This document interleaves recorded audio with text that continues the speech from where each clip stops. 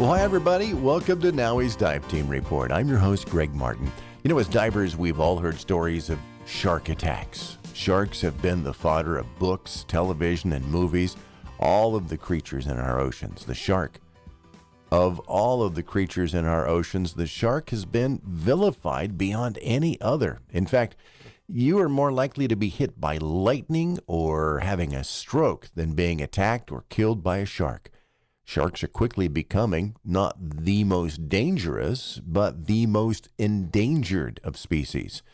I was recently watching an episode of Hawaii Five-0, and I saw a brief clip at the beginning of one of the shows that featured a beautiful young woman free diving with sharks, and I knew I just had to get her on the show. I'd like to say welcome to Ocean Ramsey. Aloha. Thank you so much for having me, Greg. So, Ocean, what brought you to the shark?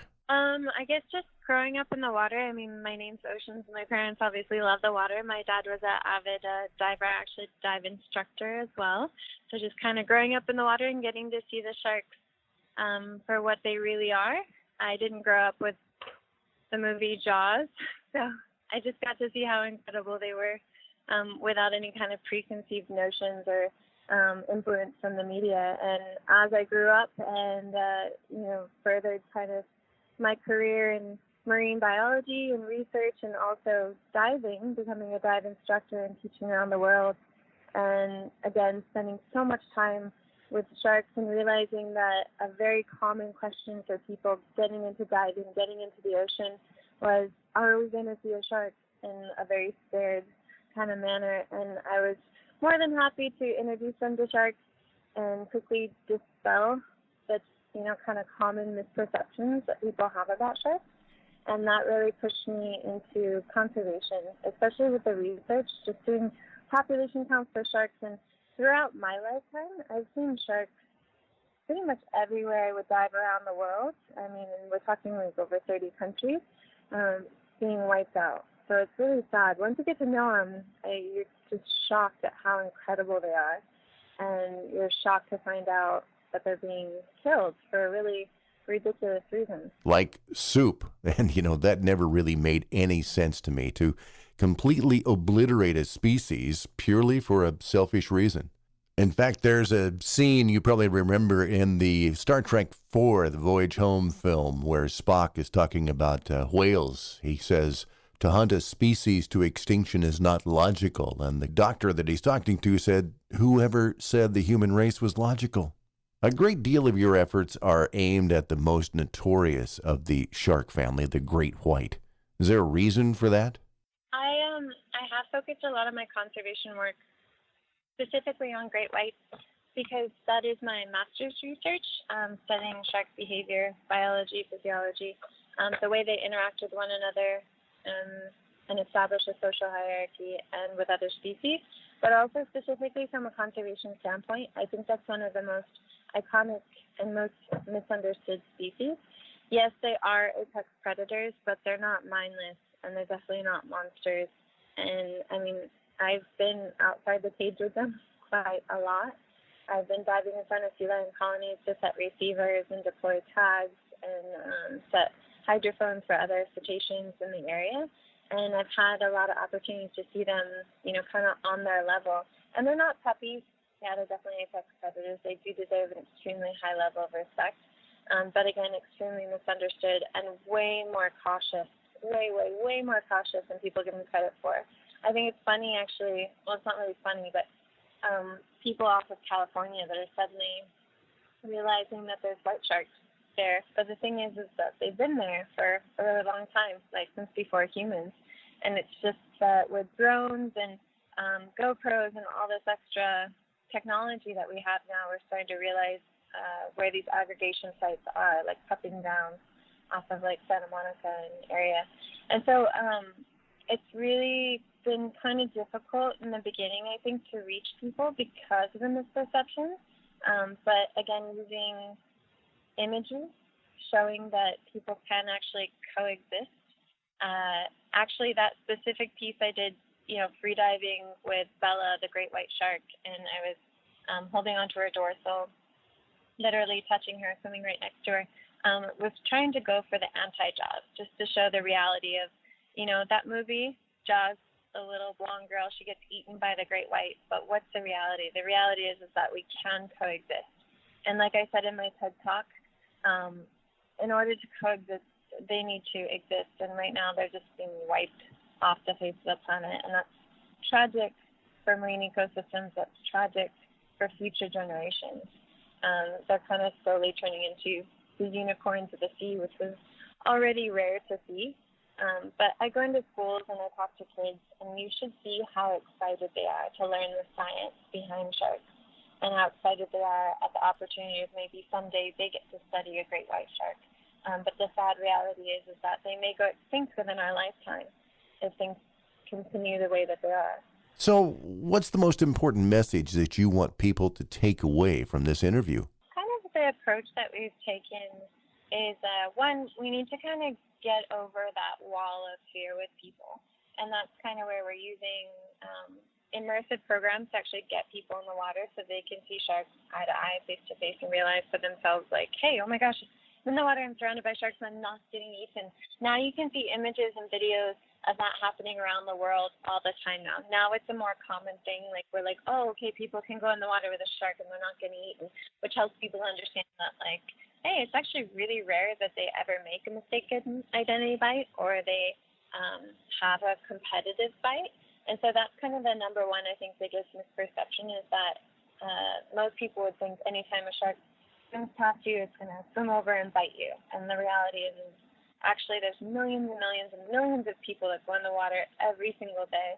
And sharks, testament to their sensory systems, that they're able to distinguish us from a natural prey item, even given environmental conditions like bad visibility most of the time, or people's poor choice to swim around areas of heavy fishing or outside of, fishing harbors or river mouth areas. Or, hey, you know what, sometimes there's a dead fish or a dead turtle or a dead seal somewhere around, and the shark's just trying to find it, and then it runs into the person. It's like, wait, what is this? Or is this another predator that's blocking, and it turns into maybe a competitive fight? Again, it's extremely, extremely, extremely rare to ever have an adverse interaction with a shark. I mean, statistically, we're hundreds of thousands more times likely to die from drowning, or 40 plus times more likely to have a serious jellyfish injury, like to the point of death. Jellyfish kill more people than coconuts falling on your head, tripping over sand castles. I mean, we're just talking about stuff that would happen at the beach or in the water.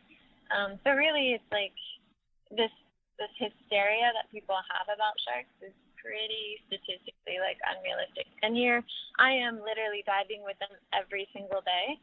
I have an extremely high level of respect, and I mean, they are wild animals, apex predators, but statistically, again, I'm safer in the water with sharks than I am driving down the freeway, right, where people are texting on their phone or they could be drunk or whatever it is. Mammals are kind of moody, and people just have bad days, and you think about driving in traffic and all that other stuff. But the sharks are a little bit more black and white. They're a lot easier to read, but they are extremely cognitive as well. And you get to see that when you actually look them in the eye and you realize that they're looking you over. And I've learned over time how much detail they actually notice and how many factors they're actually calculating in before they take action, which is really impressive. I think anyone that spent time with sharks is, again, say the same thing. It's impressive how tolerant they are of humans who oftentimes are mimicking, injured animals, but able to distinguish again. Now make sure that you visit either of Ocean's websites, oneoceandiving.com or Ocean's personal website, oceanramsey.com. And now, Ocean, you have a program where you actually take people out to dive with sharks. Yeah, so we have a program that runs year-round in Hawaii, so people can go out all day, every day. The charters run with a team of marine biologists that I've all personally trained, and they go out and they actually gather 62 data variables on the sharks. So you learn about sharks from a biological, scientific perspective, which helps people to kind of overcome their fear just enough to get in the water. And then once you're in the water, sometimes people describe it as one of the most tranquil experiences of their life. And they're swimming around with sometimes 12-foot Galapagos, sometimes over 30 sharks in quite close proximity. But again, it's understanding the animals from a biological, the biology, physiology, behavior, body language, ecological role. And the nice thing is that the program, one of the goals, it's the practical application of science. So actually trying to teach people what to do and what not to do if they encounter a shark on their own, regardless of species. And I feel like this practical application of the science in kind of a practice thing where you have a shark safety diver there, we've literally had people email us later and they're like, hey, I was swimming out off of Fakarava in Tahiti, and I had a whole school of sharks come up and swim around me, and in the past I would have freaked out, I would have splashed around and probably drawn a lot more attention to myself and, kind of evoked the wrong reaction from the sharks. But instead, all the stuff that I learned in the program, the sharks just kind of cruised past me, didn't even take notice of me. They treated me more like an equal predator, apex predator. So that's very gratifying to see like the work that we're doing and the practical application of the science benefiting not just the human community, but also the sharks, because it's such a conservation and research-based program. So we do talk about just the ocean in general and other marine animals, other trophic levels. But yeah, that's available for people to come out every single day in Hawaii. You can book online at oneoceandiving.com. We also have the nonprofit waterinspired.org. And yeah, my website and stuff like that, because we run charters out to see great whites as well. We do tiger shark tagging and bull shark tagging and all these other projects around the world. So we have a global ambassador program as well. So lots of different assets and things to get into and get on the website and different ways to get involved. Obviously, with a name like Ocean, you'd wind up being a superhero for our ocean. So for that, I have to say thank you very much, and I really appreciate the opportunity to speak with you about your programs and, of course, your passions. Mahalo nui loa, and thank you for everyone that's supporting. And thank you, Greg, so much for putting this together and speaking up for sharks, or allowing us to speak up for the sharks from a scientific and positive angle instead of the traditional media, which just demonizes them. Well, if you enjoy the podcast, please subscribe on iTunes or Google Play so you don't miss a single episode. And please, if you like what you hear, give us a positive review. I'd love to hear your comments as well, so you can email me at podcast@naui.org. And if you're interested in learning more about sharks, you're learning to dive, be sure and check out NAUI.org, NAUI.org. And that's this episode of NAUI's Dive Team Report. Again, big thanks to Ocean Ramsey for spending some time with us. I'm Greg Martin. Thanks for listening. I'll see you underwater.